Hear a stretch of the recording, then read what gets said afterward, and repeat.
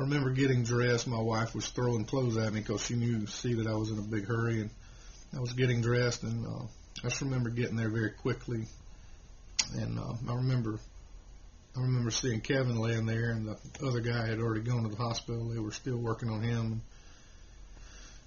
I just remember thinking, this just absolutely cannot be happening. And when I got there, it was to the point to where EMS had stopped working on Kevin. And, I just was looking down at him thinking, oh, my God, here's a father and a husband, and one of our friends is laying there that is giving the ultimate sacrifice. And I said, this just can't be happening. And I just remember I just felt like somebody was wrenching my guts out of me. I mean, it was that painful. And, I had to tell everybody there, hey, this is a crime scene. Let's make sure we do everything right.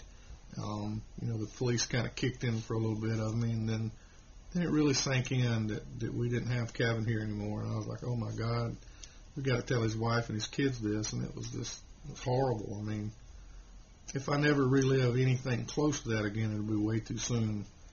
But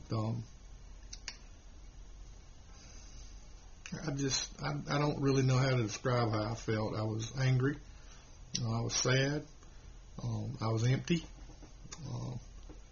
I just never had those emotions well up in me like that. I remember crying a lot that night. And in the next months past, I cried, and I was angry, and then I was happy, and then I was, the emotional roller coaster we were on. And it was just very bad around here. And it's coming up on a year, and we had a wonderful young lady that had the forethought of getting a bridge named after him, and I just really applaud her. She's a pretty awesome little girl. That's all I can say. And I just this community showed us how much they loved us, and I'll never forget the wreath. It's probably still hanging in there in the squad room. That they made it out of their little hands, and it just said, "We love you, Kevin. We appreciate you." And I just remember having to tell Andrea what was going on, and she asked me. She said, "I know he's been hurt, but how is he?" And I just remember going, "Oh my Lord, here we go." And I had to tell her. I said, "He's not coming back." And it's just, I come into this office, and this is where we told Andrea, and I just, man, all the hurt and the pain that we're going through here, I just cannot imagine what she's living through. I have no clue of what her loss is, and it's been horrific. I can't tell you the emotional roller coaster, because I blame myself for this for a while, because I was like, if I hadn't given him the orders to be out there doing that at this time, maybe he'd be home with his family. But I understand that was, I think everybody in my position will understand that that's just the way you feel, because I love my people here. I'm going to tell you that right now. I love my people, and I'm going to defend them. When they do wrong, I'll take care of them. And when they do right, I'm going to make sure everybody knows it. But we had a group of people come in here from the state. Eric Skidmore came in and his group of people come in here from grief counseling. And that did me more good, because I had another sheriff. It was Steve Loftus. He come in over here and he says, "I've had to go through this I know of 3 times, and here's what I want you to know." He told me I couldn't blame myself, and just to know that other sheriffs had went through this same emotional roller coaster was very positive to me, because they helped me get through it. And as you can see on my table, I got a memorial to Kevin there, and we have one out in the front lobby. A sweet young lady who was a victim at one time herself, her mom was, came over here with her own money and built this up.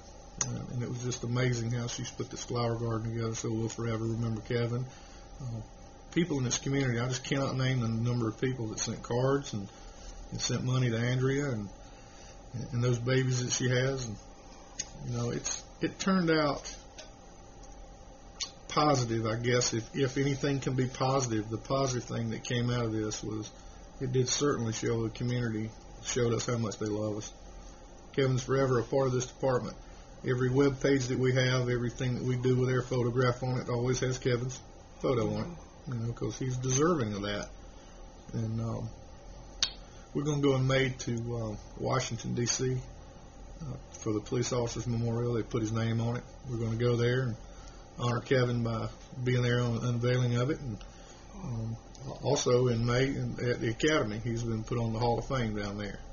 And it's just been, it's not a day goes by that we don't think about Kevin Carper. You know, I just don't know what else to say. We've had serious emotions back and forth, but I can tell you what I really appreciate about these men and women here. They go to work every day. They know that could happen to them. They come in with a smile on their face. And some of these people that don't treat them very nice, they still do the right things. They live above that,